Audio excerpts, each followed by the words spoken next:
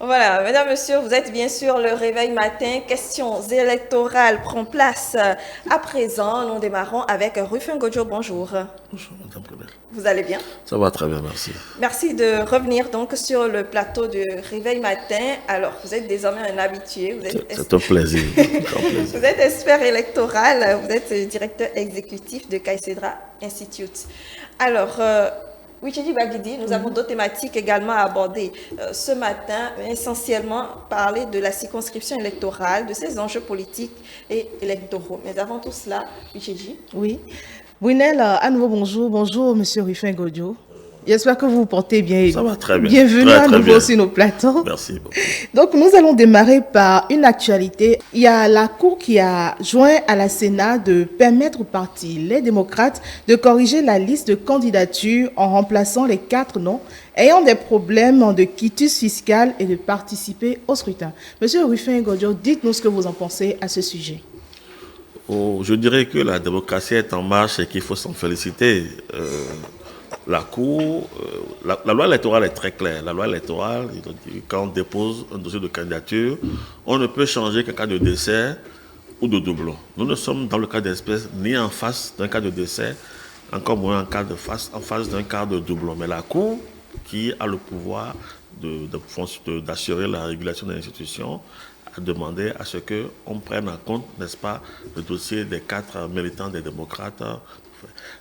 Faisant ainsi, la Sénat est obligée de mettre le pied sur le frein, d'attendre que les démocrates ajustent leur dossier et ramènent pour qu'on tienne compte de ce parti-là dans la compétition électorale. Il revient aussi aux démocrates de faire diligence parce que on est déjà proche quand même du jour du scrutin et sans polémique, il faudrait que rapidement les démocrates procèdent, n'est-ce pas, au remplacement des dossiers des 4 candidats pour que le processus continue. Mais j'estime que c'est des choses tout à fait normales en démocratie et puis il faut s'en féliciter. D'accord, merci. Nous rappelons que notre consultant politique Agapit Napoléon Maforican a déjà donné son avis à ce sujet et vous pouvez le suivre sur notre chaîne YouTube. Mais à présent, il nous a rejoint en plateau. Bonjour, monsieur Agapit Napoléon Maforican. Bonjour, monsieur G. Bonjour, Brunel. Bonjour à tous les téléspectateurs. Oui.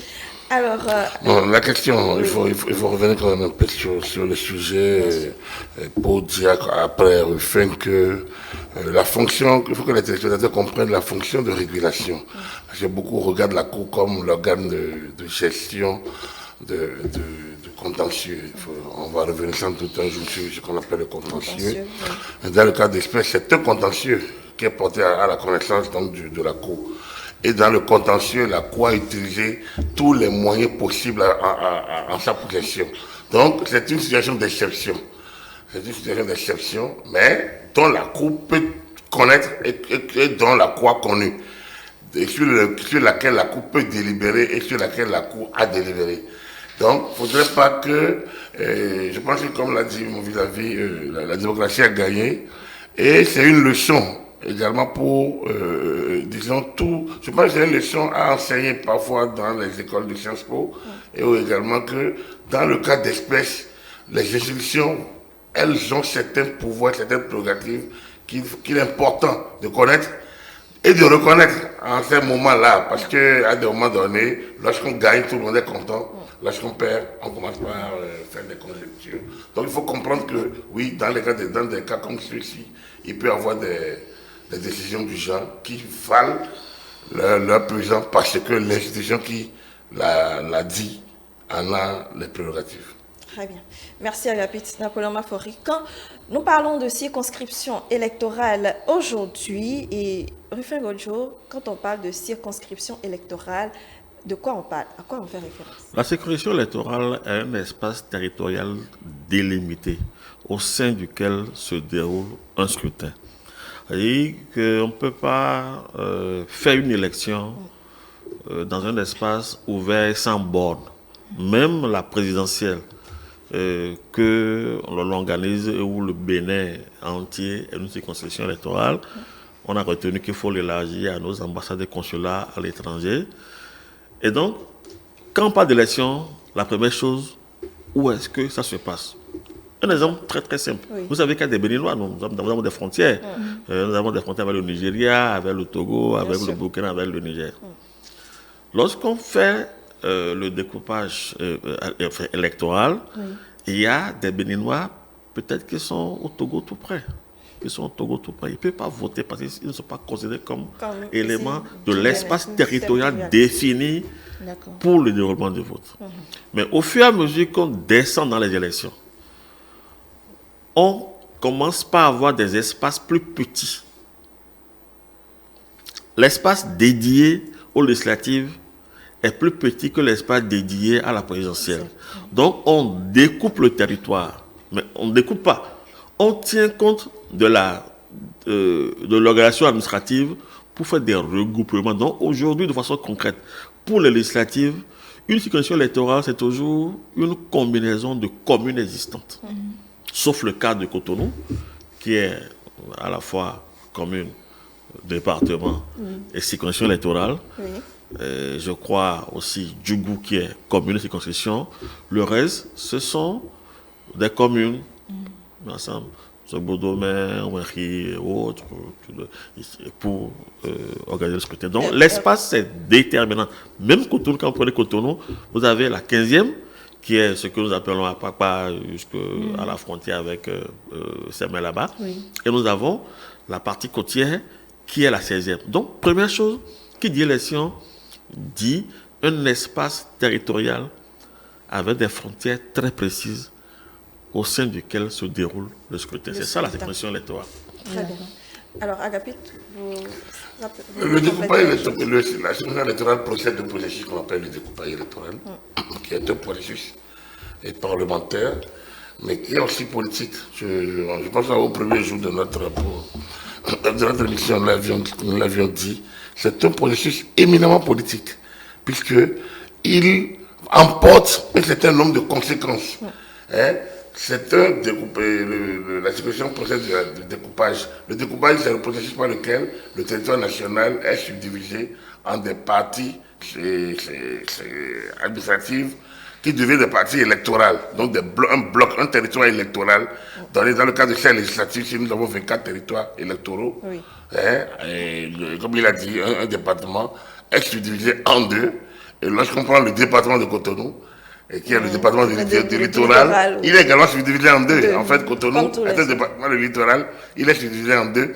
La Donga est également subdivisée en deux, mais Djougou est une circonscription électorale. Donc, en fait, c'est ce principe que les députés ont adopté en 1995, si je ne me trompe, et qui est resté en 1994, et qui est resté jusque-là présent. Il faut ajouter également que ça se fait parfois par pondération du nombre d'électeurs de la population.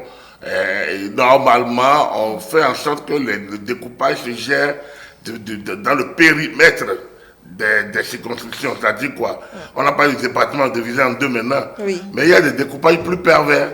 Il y a des découpages plus pervers qui peuvent créer des situations où on ne tient pas compte nécessairement de la proximité des territoires, mais on tient compte, comme je vous l'ai dit, c'est un processus politique. Le législateur, comme il a fait en 58, 59, et en 58, par exemple, lors des premières élections au Dahomey pour l'Assemblée territoriale, pour qu'on en arrive un peu à ce qu'on a eu comme Premier ministre à l'indépendance, on fait en sorte qu'on noie des circonscriptions électorales des potentiels adversaires, on les noie dans d'autres circonscriptions qui n'ont rien à voir. Plus trop d'impact. Donc, on peut prendre par exemple Cotonou, et on met Cotonou, Ouida et Porto-Novo ensemble. Ouais, rien ne les met a priori ensemble, puisque avant Porto-Novo, il y a Semipodi. Et après, avant Ouida, il y a Abou-Calavi. Donc, il y a tout ça là, mais on n'a peut-être pas le temps d'aller plus loin. Non, on restera dans le cadre plus circonscrit de la loi 2019-43, donc, notamment, et que dans le cadre des élections législatives, des élections communales, le Bénin est divisé en circonscriptions électorales. Et pour les élections législatives, c'est 24 circonscriptions électorales. D'accord, très bien. 24 circonscriptions électorales, donc, qui doivent donner des sièges au Parlement, justement. Cette année, nous aurons 109 députés au total. Comment est-ce que tout cela est réparti? En réalité, le souci c'est d'avoir un nombre de députés, disons, au prorata de la population. Voir que si une zone est très peuplée, que logiquement cette zone ou cette circonscription est plus de députés qu'une autre zone moins peuplée. Donc un souci de justice. Mais dans le même temps, s'amuser à casser, à reprendre, à recoller les circonscriptions électorales peut poser de graves problèmes politiques. Vous avez vu qu'au Bénin, c'est bloqué depuis c'est les 24. Mais il y a des aménagements. Vous voyez par exemple la circonscription électorale qui comporte Abomey-Calavi, Soava et autres, du fait de l'augmentation croissante de la population. Confirmée par les chiffres du recensement général de la population et de l'habitat. Voilà. Dans cette réforme-là, ils ont eu 2 députés en plus. Oui. C'est ça qui fait qu'on est passé de 83 à 82 avant l'ajout des 24 femmes. Il y a ces ajustements-là. 83, 85, pardon. Oui. Un peu, les deux ajouts, c'est dans la 6e circonscription électorale. Du fait de l'augmentation de la population de cette circonscription électorale-là. Donc c'est le souci, ça. Normalement, s'il y avait des outils qui donnent en temps réel la population et tout, on pourrait être en train de changer au fur et à mesure, mais nous sommes dans le cas parce que c'est délicat dans notre contexte. Toujours est-il que la zone territoriale dans laquelle se déroule le scrutin des législatives est important. En ce sens que, vous voyez, si vous voulez voter pour un candidat pour la présidentielle, par exemple, ok, vous êtes à Parakou, vous êtes à Djougou, à Retengo, à Zeboudo, à Wenki. Dès que vous avez votre carte et que vous êtes sur la liste, ça ne pose pas de problème. Votre voix va compter. Mais si vous avez quelqu'un, par exemple, que vous voulez supporter dans Cotonou, 16e circonscription électorale, si vous ne vous arrangez pas pour venir vous inscrire dans la 16e circonscription électorale, votre voix ne l'aidera pas. Ou autrement, votre voix peut l'aider indirectement pour l'obtention des 10%. Vous voyez un peu? Oui. Donc, il y a la dimension de la territorialité qui est très importante qui concerne la circonscription électorale. Très bien. Oui. Agapit. Il faut quand même saluer le législateur béninois. Je pense que c'est un travail technique qui est... Vous voyez la difficulté qu'on a eu à avoir les chefs-lieux des départements de 98, il a fallu seulement 2016, donc près de 20 ans, pour que nous ayons des chefs-lieux de département que nous-mêmes nous l'avons créé. Parce que tout le monde veut être chef-lieu. C'est la même chose. Tout le monde veut être dans une circonscription électorale qui lui est favorable. Ouais, il a parlé tout à l'heure d'abord, mais c'était pas tellement facile.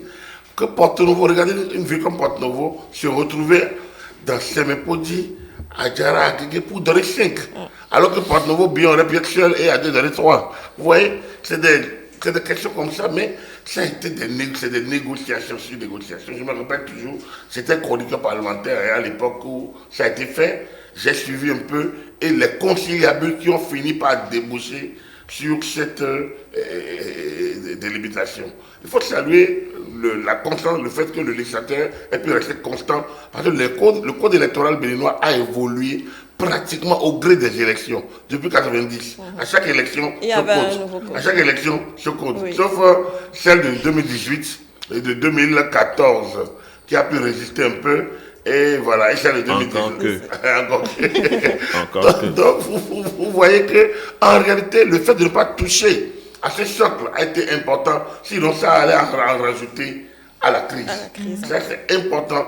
On a peut-être eu une occasion de parler longuement des conséquences des découpages électoraux mal faits, donc des circonscriptions électorales mal tracées, parce que ça crée d'énormes crises. Il faut ajouter que dans le cas du code électoral béninois, les circonscriptions électorales suivent un ordre. Quand on dit pourquoi tel est 8e, pourquoi tel est 7e, c'est simple, c'est pas ordre alphabétique des départements. Je pense que c'est Alibori, premier, seconde circonscription électorale, Atakora, ensuite, vous voyez, donc c'est dans l'ordre A, B, C, D, donc Alibori, Atakora, Atlantique, Borgou, Donga, Colline, Colline. Donga et ainsi de Ainsi de suite. suite. Sur COZ, le jour, qui a le 23e et le 24e circonscription électorale. C'est important de. Donc c'est pour ça que c'est dans l'ordre comme ça que les circonscriptions ont été classées, étant entendu que chaque département donne 2, à l'exception, donc oui, chaque département donne 2 et on est resté constant. Même le petit département, enfin, le département ville, Cotonou donne aussi. également 2, les 15e et les 16e circonscriptions électorales. Très bien.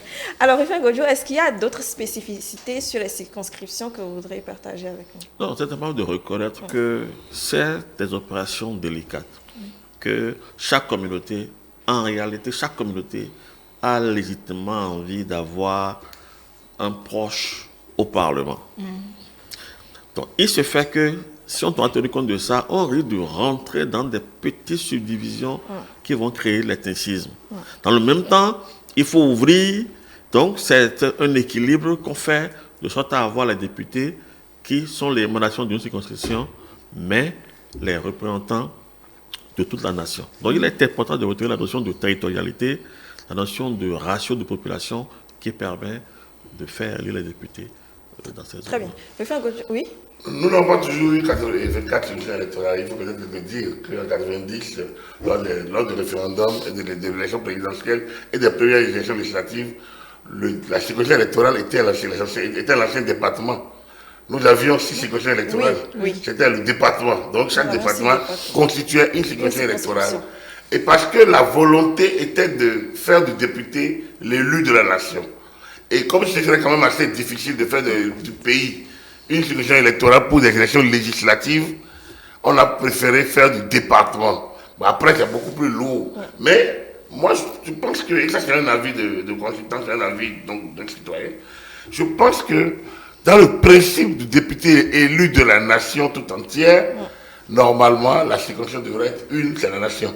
Bien, ça, c'est un débat d'école, on ne va pas peut-être, mais on dit qu'il est l'élu de la nation. Celui qui est élu dans la 24e circonscription électorale, il fait sa campagne là-bas, il est élu là-bas, il se dit je suis député de la 24e circonscription électorale. Or, la loi dit de lui qu'il est le député de la nation et qu'il n'a même pas de mandat impératif. Ça veut dire qu'il ne reçoit pas d'injonction des populations donc de ces localités-là. Or, vous êtes élu dans une circonscription comme Zakota, et je ne sais pas, et Janganado et par exemple. Alors, vous dites je suis député élu de la nation, vous vous occupez de la route, de la rocade de Porto-Novo, et autour de Porto-Novo, vous vous occupez peut-être des pistes mal entretenues, je ne sais pas, de Bérouboué ou autre. Alors, lorsqu'il s'agit de vous renouveler, les populations vont dire, mais on ne vous a même pas vu. Lorsqu'il y a eu Tol ici, c'est l'autre qu'on a vu. Donc, je pense que ce concept mérite d'être relu, repensé, rediscuté pour qu'il y ait une sorte de corrélation entre l'élu et ses mandataires. Et ouais, donc, la volonté de 90 est là. Hein. Le scrutin de liste qu'on a choisi d'ailleurs répond à toute cette logique d'ouvrir le jeu et de permettre aux populations vraiment, dans leur diversité, d'être représentées au Parlement. Mais au même moment, si on veut comprendre la contrainte qui a obligé à avoir des circonscriptions, il faut comprendre également que le principe du député élu de la nation qui découle de la volonté du constituant devrait pouvoir être réanalysé. Et on ne peut pas évoquer cette question, ça quand même titille un peu ce volet-là. Alors, je sais que nous devons libérer le plateau, mais Agapit Napoléon Mafricain, je reste avec vous pour justement qu'on parle un peu de l'importance, parce que c'est vrai, quand on parle de circonscription électorale, il y a des sièges qui ont été... qui ont été attribués donc à chaque circonscription. Néanmoins, est-ce que pour les partis politiques qui doivent faire campagne dans les prochains jours, il y a des circonscriptions qu'ils doivent en quelque sorte avoir après les élections? Non, dans lesquelles ils doivent... pas particulièrement. Ici, on est dans l'arithmétique. Vous voyez, dans le cadre des réformes politiques, première constance, dans le cadre des législatives, il faut déjà que votre parti ait le seuil de représentativité créé par la loi de 2018 et qui, je pense qui est reprise dans la Constitution, retouchée, enfin, amendée et dans le code électoral, si je me trompe. Donc, il faut déjà, la première bataille à faire, c'est que chaque voix compte.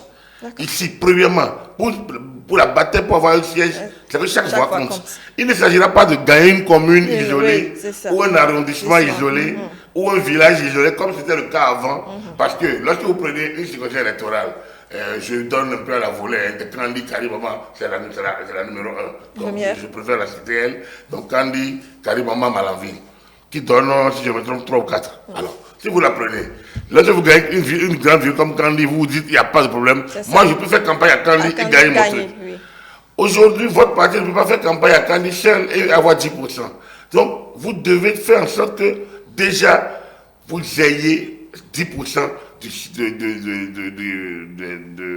seuil, donc des suffrages valablement exprimés au niveau national. C'est d'abord le premier travail qui est fait pour que vous ayez voix au chapitre, c'est-à-dire que vous ayez, que vous soyez éligible maintenant à l'octroi des sièges. C'est la première bataille à mener. La seconde bataille à mener, c'est la deuxième bataille à mener, c'est d'être premier. Parce qu'en étant premier cette année, premier parti dans votre circonscription électorale, le parti en tête des suffrages exprimés valablement, ça veut dire que vous gagnez d'abord le siège bonus, vous gagnez le siège bonus, c'est-à-dire le siège des femmes. Des femmes, oui. Ça c'est important si vous êtes premier. sur les 7. On pense sur les 6 ou 7 listes qui seront présentes, je ne sais pas, sur les 7 listes peut-être qui seront présentes, il faudrait par circonscription électorale être premier. Le premier. Pour prendre le siège dévolu aux femmes. C'est la dernière opération qui est faite dans le code, mais en étant premier, vous savez que ça vous revient de droit. Donc, la bataille à faire, c'est d'être premier pour que le bonus femme vous revienne au niveau de chaque circonscription électorale. Et la dernière bataille maintenant, c'est d'être arithmétiquement au niveau. Si vous voyez le mode de le scrutin, c'est le scrutin de liste à la proportionnelle avec. Donc, il y a des variantes et des pondérations sur lesquelles on ne peut pas revenir aujourd'hui. La manière dont les sièges seront attribués. Donc, dans des circonscriptions électorales qui ont une densité forte ou une densité faible, l'enjeu est différent. Et donc, le parti qui gagne une région très forte ou une région très faible a des avantages ou des inconvénients sur lesquels on pourrait revenir au cours de notre séance. Très bien. Oui, refait, bonjour.